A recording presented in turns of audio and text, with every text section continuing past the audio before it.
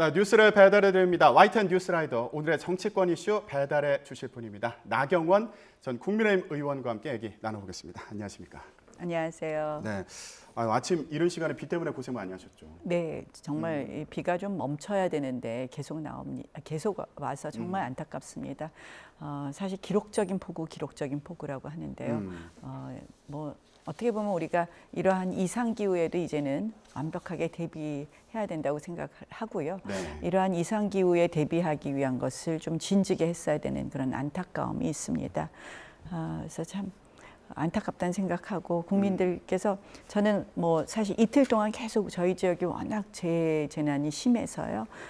지역을 쭉 둘러봤는데 정말 너무 가슴 아프더라고요. 그러니까 어머님 한 분은 이거 다 어떻게 내가 혼자 짐을 꺼내냐 하고 해서 오늘 저희 국민의힘에서 의원들과 함께 모두 봉사활동을 가기로 하기도 했는데요.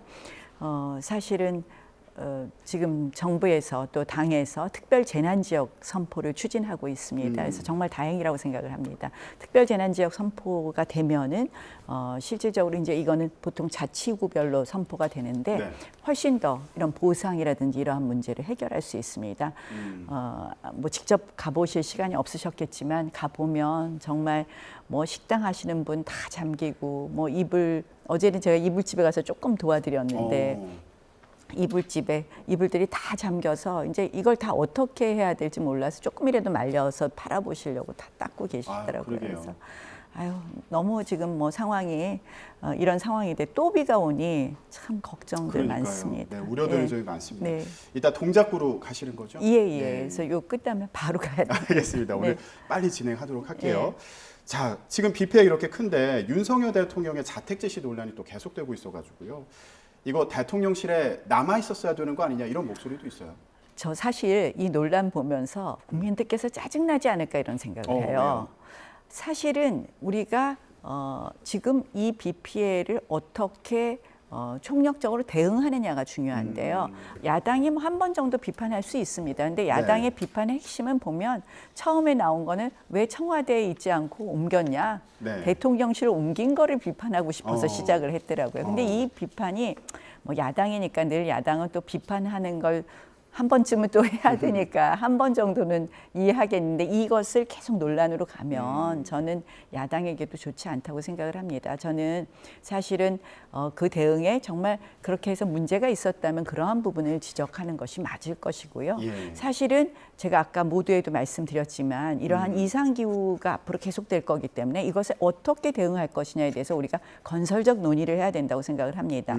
저는 그 대목에서 사실 어떤 부분이 제일 안타깝냐면요. 제가 2014년부터 동작구에서 국회의원을 했습니다.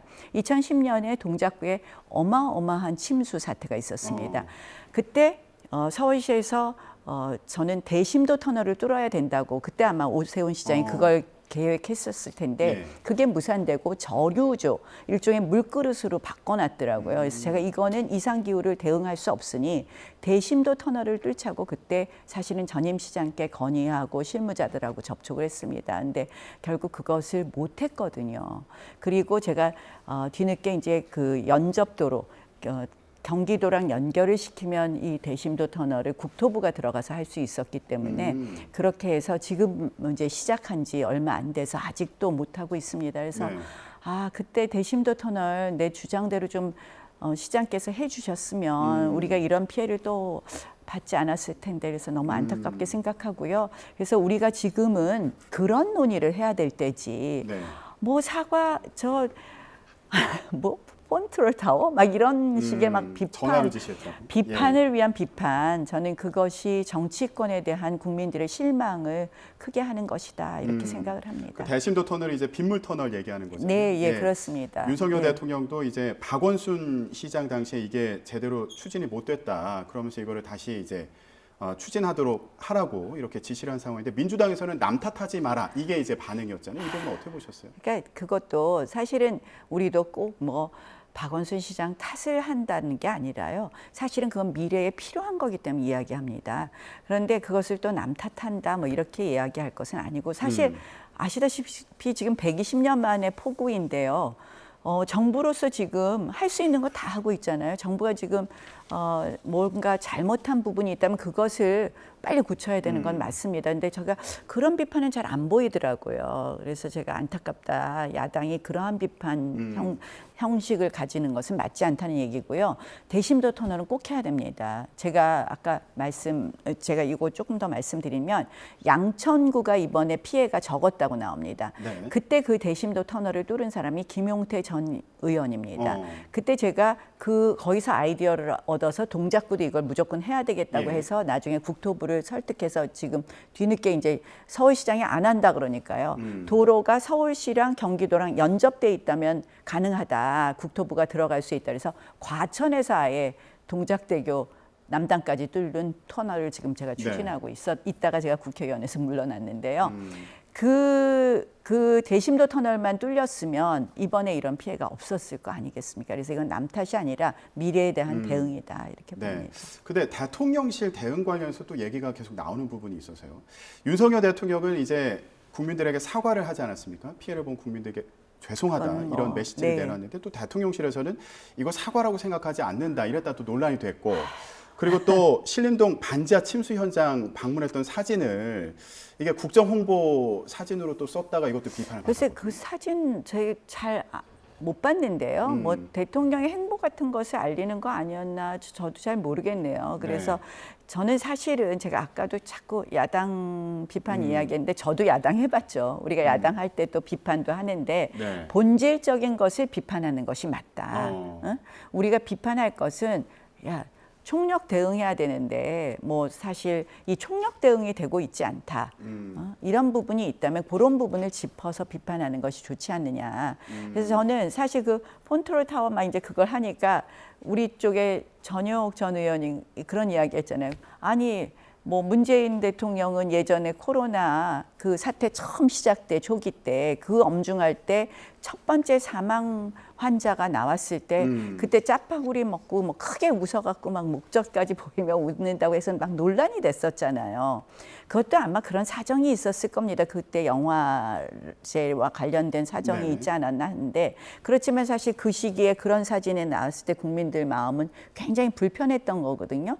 그럼 우리가 당신들은 또 이러지 않았느냐 하고선 논란을 한다면 끝도 없다는 거죠. 그때 뭐 또 이재명 지금 당대표 후보께서는 이천 화재 사건 때 뭐 떡볶이 먹는 사진으로 먹방 사진을 올렸다도 그게 논란이 되지 않았습니까? 그래서 사실은 재해재난이 나면 우리 정치인들은 늘 조심합니다. 이 재해재난 사태 때 우리가 조금이라도 잘못된 행보를 하면 국민들께서 굉장히 불편해하실 수 있다 이런 생각을 하고 그런 걸 조심하는데 사실은 이번에 대통령께서 하신 그런 모습에 대해서 너무 지나치다 비판이 저는 그렇게 생각합니다. 네. 국민들의 정서도 고려를 해야 되지만 좀 더 본질적인 부분에 비판이 집중되어야 된다 이런 말씀이셨군요. 본질적으로 잘못한 부분이 있으면 하는 건데요. 저 정치가요.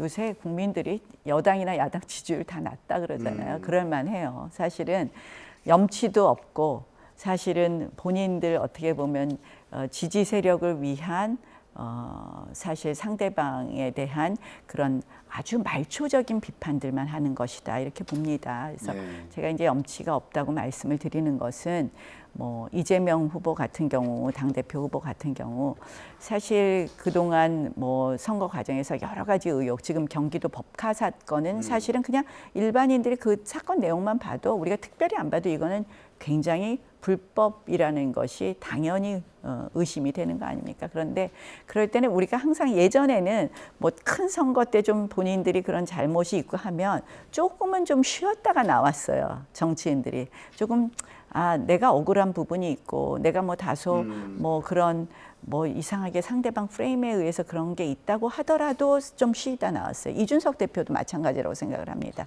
본인이 어쨌든 성비 사건으로 이렇게 흘러왔다면 잠시는 좀 쉬고 물러나야 되는데 모두들 쉼과 물러남이 없습니다. 그러니까 국민들께서 정치인들을 보기에 어떻게 보실까 하는 생각이고요. 그리고 또 모든 비판은 늘 말초적인 거. 홍보용 사진을 썼네 안 썼네. 자택에서 했네 안 했네. 저는 이렇게 가면 국민들께 우리 모두 버림받는다 이렇게 생각합니다. 자, 국민의힘 상황도 좀 말씀을 해주셔가지고요. 궁금한 부분이 당권 경쟁이 이제 벌써부터 시작된 그런 모습을 보이고 있는데 의원님께서도 인터뷰에서 언제나 몸이 풀려 있다 이렇게 말씀하셔가지고 자 고민을 하려고 한다 이제 이렇게 인터뷰를 하셨더라고요. 예, 당 대표 도전하기로 하신 건가요? 아니 저는 사실은 이 뭐 비대위 출범이나 이런 부분도 계속 논란이 있어서 그냥 지켜보고 있었고요. 네. 사실 이제 어제부터 고민하겠다고 어제 라디오 인터뷰에서 자꾸 물어보셔서 대답은 했는데 어제도 하루 종일 우리 지역에 사실은 이제 특별 재난 지역 선포를 좀 해야 되겠다. 그래서 제가 그저께부터 우리 구청장한테 요청을 해서 그걸 검토를 좀 하라고 했고요. 예. 그런데 어제 이제 사실 뭐 조금 노력했습니다. 그래서 대통령께서 저희 지역 방문을 하셨습니다.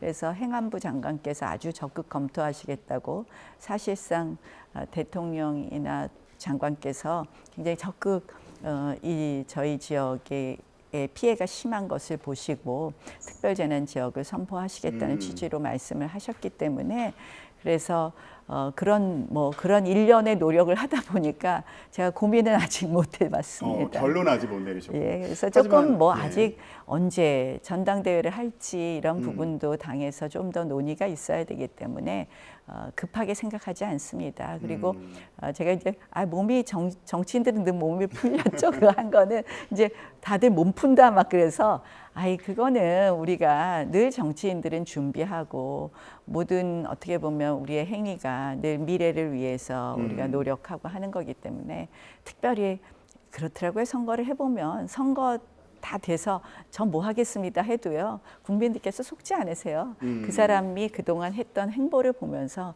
그 사람은 이렇게 하겠구나 하는 걸 예상하시거든요. 네.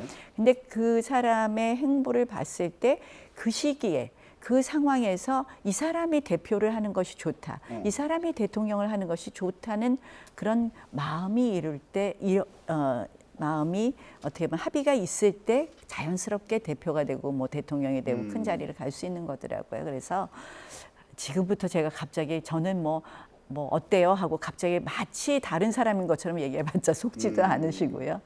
뚜벅뚜벅 그냥 제 할 일 하는 게 네. 맞다 생각합니다. 그러면 지금 국민의힘 상황에서 뭐 특정 인물을 말씀은 못 하시더라도 어떤 인물이 대표가 돼야 된다. 국민들이 원하고 있다 이렇게 생각하시는 거예요? 지금 이제 뭐 주호영 비대위원장께서 들어서서 조금은 당을 좀 안정화시킬 것 같은데요. 저는 집권 여당입니다. 집권 여당이라는 것은 무한 책임이라는 것을 말한다 이렇게 봅니다. 한마디로 여당은 국정에 책임이 있어요. 왜 중요하냐? 국민들의 삶이 바로 연결되어 있기 때문이죠. 그래서 대통령께서 하시는 일은 힘있게 정말 도와드리고 또 그러나 이 대통령실의